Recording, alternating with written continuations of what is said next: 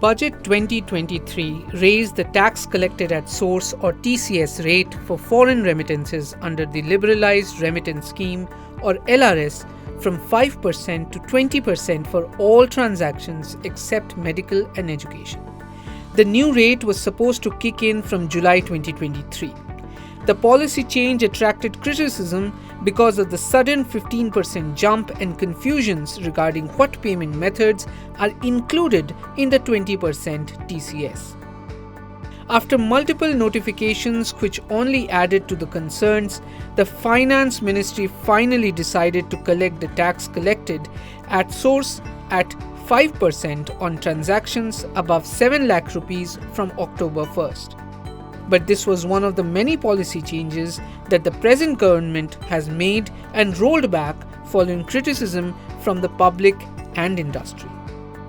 Earlier, the GST Council in its July 11 meeting decided to levy a uniform 28% tax on the full face value for bets and wagers involving online gaming, casinos, and horse racing. While gaming startups alleged that this will lead to unsuitable business conditions, confusions remained about what stages of the game the tax will be collected and how to meet the compliance. However, on August 3, the GST Council softened its stance by deciding a levy of 28% tax only on the initial amount paid on an online game and not on the value of each bet placed. The government also surprised the industry following announcement of IT hardware import restrictions. Citing security risks, Directorate General of Foreign Trade or DGFT banned the laptop import on the 3rd of August with immediate effect. The idea was to curb Chinese imports and push local manufacturing.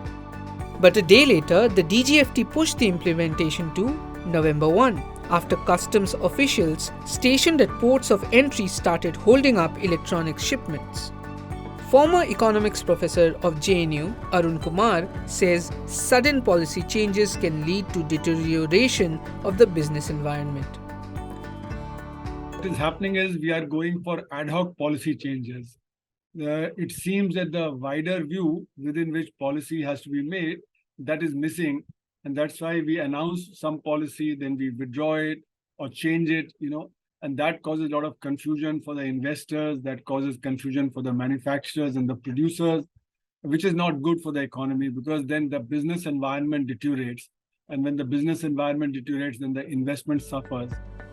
So, what should India's policy making be focusing on? We have to move on the technology front by investing more on R&D. Our R&D expenditure is only 0.7% of the GDP, and our expenditure on education, on public education is not exceeded 4% of GDP. We should enhance that to at least 6% of GDP. Similarly, the R&D expenditure should be enhanced to at least 2 to 3% in the short run and maybe in the longer run somewhat more. Then we'll be able to compete better. We'll be able to have a more stable policy environment vis-a-vis external sector. These policy changes that we are discussing are vis-a-vis the external sector.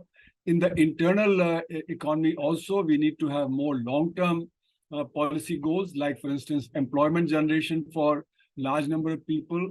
Unemployment is very high and inflation is high. If we are able to have a more stable policy environment within the country, that will also help us externally.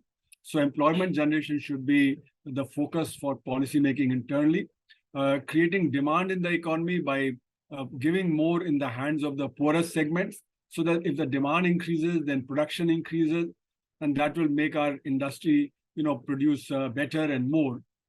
Let us not forget that the objective is not just to have GDP growth, promote business, increase all this. One has to think in terms of the consumer. Now, when you ban a laptop from abroad, you are also hurting the consumer. This is just to take one example, but you can multiply the examples. So there is that effect. And let me add to that.